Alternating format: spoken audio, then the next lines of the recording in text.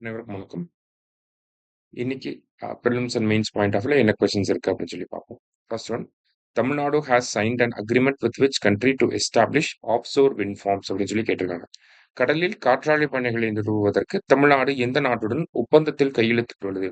தமிழ்நாட்டினுடைய மின் வாரியம் டென்மார்க் நாட்டோட ஒரு ஒப்பந்தம் போட்டிருக்காங்க. எதுக்காகனா இந்த மாதிரி நம்மளுடைய ராமநாதபுரம், தூத்துக்குடி, திருநெல்வேலி, கன்னியாகுமரி கடல் பகுதிகளில் இந்த மாதிரி ஆஃப்ஷோர் விண்ட் எனர்ஜியை வந்து செட்டப் பண்றதுக்காக ஒரு அக்ரிமெண்ட் அப்படிங்கிறத நம்ம போட்டிருக்கோம். சரியா? ஸோ எந்த கண்ட்ரி அப்படின்னு சொல்லி கேட்டா டென்மார்க் அப்படிங்கிறது தான் கரெக்ட் ஆன்சர்.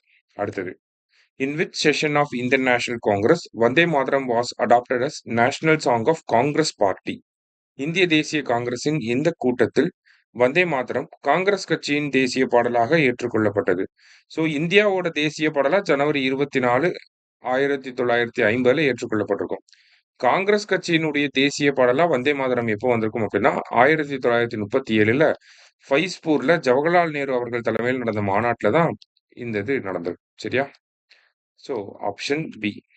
அடுத்தது, Gandhiji praised Vande Mataram songs role in national movement in Indian Opinion newspaper on December 2, 1905 அப்படின்னு சொல்லி கொடுத்துருக்காங்க. டிசம்பர் 2, 1905 அன்று இந்தியன் ஒப்பீனியனின் செய்தித்தாளில் தேசிய இயக்கத்தில் வந்தே மாதரம் பாடலின் பங்கை காந்திஜி பாராட்டினார். ஸோ வந்தே மாதரம்ங்கிற சாங் எவ்வளவு இம்பாக்ட் கிரியேட் பண்ணுது அப்படிங்கிறத பிரைஸ் பண்ணியிருப்பார். சரிங்களா? ஸோ ஃபர்ஸ்ட் ஸ்டேட்மெண்ட் நமக்கு கரெக்ட் தான். அடுத்தது, he opined that Vande Mataram should be made national anthem. So அவரோட கருத்துப்படி என்னன்னா வந்தே மாதரத்தை தேசிய கீதமா கொண்டு வந்தா நல்லா இருக்கும் அப்படிங்கறத அந்த பத்திரிகையில் சொல்லியிருப்பாரு.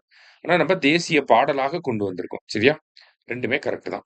அடுத்ததா பாத்தீங்கன்னா, which article of Indian Constitution states law declared by Supreme Court shall be binding on all courts within the territory of India அப்படின்னு சொல்லி கேட்டிருக்காங்க. இந்திய அரசியலமைப்பின் எந்த பிரிவு உச்சநீதிமன்றத்தால் அறிவிக்கப்பட்ட சட்டம் இந்தியாவின் எல்லைக்குள் உள்ள அனைத்து நீதிமன்றங்களையும் கட்டுப்படுத்தும் என்று கூறுகிறது? ஸோ சுப்ரீம் கோர்ட் ஒரு சட்டம் கொண்டு வராங்க, ஒரு சட்டம் இல்ல, ஒரு ஆர்டர் போடுறாங்க அப்படின்னா அது இந்தியாவோட டெரிட்டரிக்குள்ள இருக்கக்கூடிய எல்லா கோர்ட்லயும் அது அப்ளை ஆகும். ஸோ அது என்ன ஆர்டிகல் அது இப்படி சொல்லப்பட்டிருக்கு அப்படின்னா ஆர்டிகல் 141. சரியா?